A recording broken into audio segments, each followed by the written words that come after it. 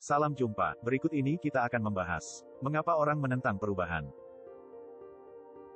Setelah satu periode kerja tertentu, biasanya akan dilakukan evaluasi atas hasil kerja kita.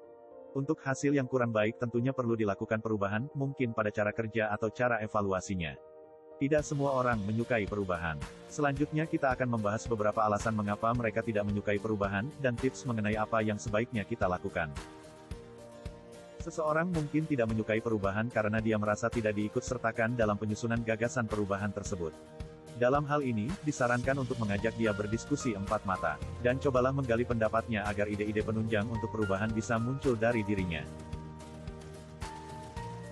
Suatu perubahan mungkin akan mengubah kebiasaan atau rutinitas seseorang, dan mengubah sebuah kebiasaan ada kalanya terasa sangat tidak nyaman, bahkan melelahkan.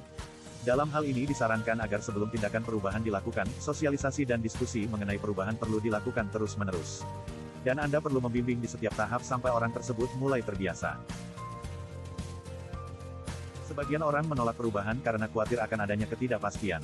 Mereka enggan mengambil tanggung jawab apabila pada akhirnya terjadi kondisi yang tidak diharapkan. Dalam hal ini, tujuan dan rencana tindakan harus dijelaskan secara rinci. Tanggung jawab tim dan masing-masing pelaksana terkait keberhasilan atau kegagalan juga harus dipahami dengan baik. Sebagian orang merasa bahwa suatu perubahan identik dengan komitmen dan tugas kerja tambahan. Dan biasanya mereka mengharapkan adanya imbalan tambahan juga. Dalam hal ini, sebaiknya dari awal harus dijelaskan dengan tegas bahwa perubahan tersebut merupakan program kerja perusahaan yang dilakukan di bagiannya. Dan perusahaan tidak mempunyai persepsi yang sama dengan mereka. Sebuah perubahan bisa saja menabrak tradisi yang sudah ada. Dalam hal ini Anda perlu duduk bersama dan berdiskusi dengan orang yang diakui sebagai penatua.